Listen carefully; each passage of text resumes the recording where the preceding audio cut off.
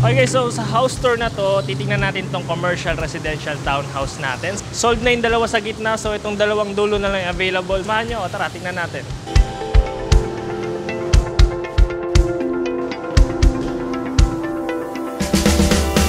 So dito may space ka pa, pwede mo itong gawing garahe pa, dalawa pang sasakyan pwede dito or pwede mo rin itong gawing pang commercial. Okay? So pagpasok mo dito from your main door or your main gate, meron kang ulit another covered na 2-car garage. So high ceiling tayo dito and malapad, maluwag. Maski SUV or pickup, kasya dito. Tara! So meron tayo dito dalawang pinto. Dito yung ating water utility. May cistern tank, may motor pump, and water tank. Okay, sabay, this is our main door. Pasok mo is your entry foyer.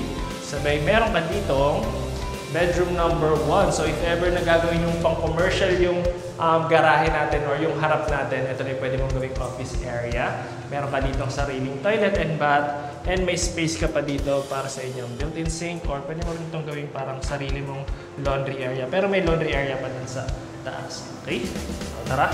Perfect na perfect dito if merong matanda sa pamilya ninyo. So hindi na siya upgrade pa na. Tara. So, wakit tayo dito sa second floor natin. Nandun yung ating main living space. Tara. So, dito sa second floor natin, nandito yung ating living area, dining, and kitchen. So, meron ka ditong open space. On this side yung inyong dining area. Ang dami nating field lights. Sabay dito is your living area. Dito yung inyong magiging sectional sofa. Sabay dito yung media wall ninyo. And meron ka sariling balcony. Sliding window ka dito and pinto. Dito na rin yung access natin sa ating fire escape. Sabay tanaw mo dito yung space dito sa harap ninyo. Alright? So ayan, mapapansin nyo, yung Sun Residence natin, sabay yung Espanya Tower. So sobrang lapit natin sa Espanya and Blumentritt Street. Itong harap natin is yung Blumentritt Street. So ayan, malapad. So kaya na ito mag-accommodate ng 6 to 8 seater na dining table set since malapad tayo dyan. Okay? So yung design natin dito or yung finish natin dito is parang blank canvas. So perfect na perfect to if lalagyan ng interior design. So kayo yung masusunod kung anong design or finish yung gusto nyo mangyari dito sa ating main living space. Tara! So dito yung inyong access, powder room. So meron ka ditong sink and toilet. Sabay sa likod nito is yung ating L-shaped kitchen layout. So meron tayo ditong single sink na malapad. May bintana tayo dito, sliding window. So tuyo lagi dito. May iwasan natin dito yung mga lumot since nahanginan and naaarawan. And ito, may butas tayo dito para sa ating cooktop with range hood. Lots of counter space, cabinet space, cupboard space. Ayan. Sabay, dito yung spot ng inyong fridge. Sabay, may additional ka pang storage dito sa ibabaw. Okay. Tara. So, bawat floor pala, mula second floor hanggang fourth floor, bawat staircase, meron ka ditong space. Ayan. So, I don't know. Depende sa inyo kung ano yung gusto nyo lagay dyan. Pwedeng console table or pwede nyo gawing parang seating area. Kung may matatanda sa inyo, at least may pahingahan muna dito bago mamaya. Okay, tara. So, dito rin pala sa staircase na to, meron pa dito makikita ang air well. Starting dito sa gitna ng second floor and third floor. May casement window tayo dito. So, mahangin. So, pasok rin yung natural light dito sa ating staircase. Ayan. So, may gripo rin dyan eh. So, depende sa inyo kung paano nyo paggagamitin yan. So, dito sa third floor natin, unang bedroom dito is yung ating master bedroom. May sarili kang toilet and bath. May sink, toilet, and shower area sa ito. High ceiling na malapad na master bedroom. So, perfect to i-interioran nyo ito. And napakalaki ng ating built-in wardrobe dito sa gilid. So, floor to ceiling, 5'9" ako. So, ayan. Need mo na rin ng tungtungan if ever. Ayan. So, natural wood finish design. And may sarili kang balcony. So, ito yung access natin sa ating fire escape. And ito yung view mo from your master bedroom. Ayan. Espanya Tower. Flooring natin is wood-like tile finish. Okay, so dito yung media wall natin. So dito mas king size bed, kasyang-kasya dyan since malapad tayo at maluwag. Tara.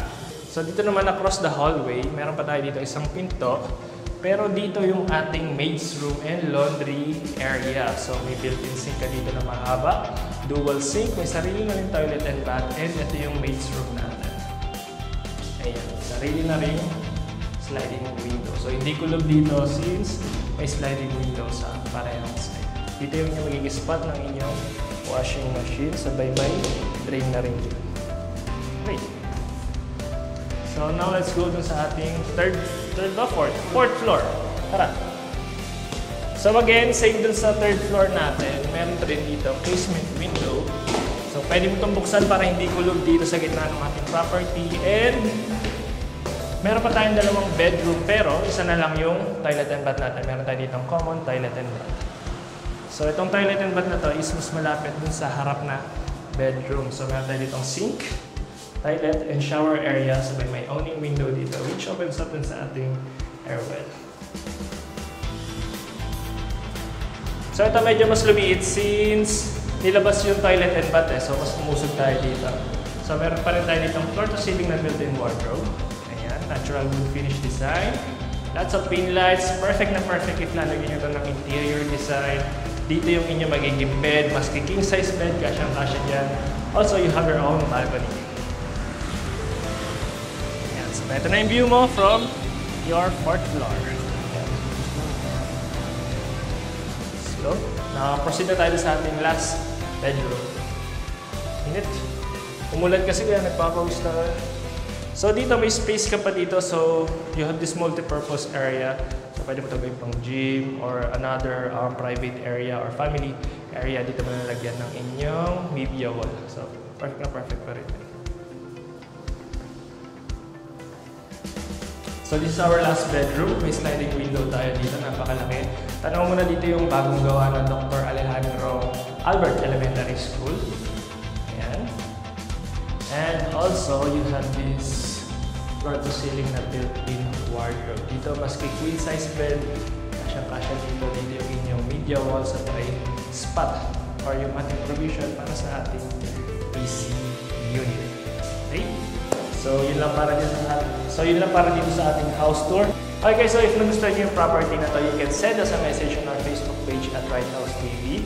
Ayan, nalagay ko dyan pati dito sa contact number namin. Ayan. So again, my name is Jello. Thank you for watching. That's it for today. See you on the next one.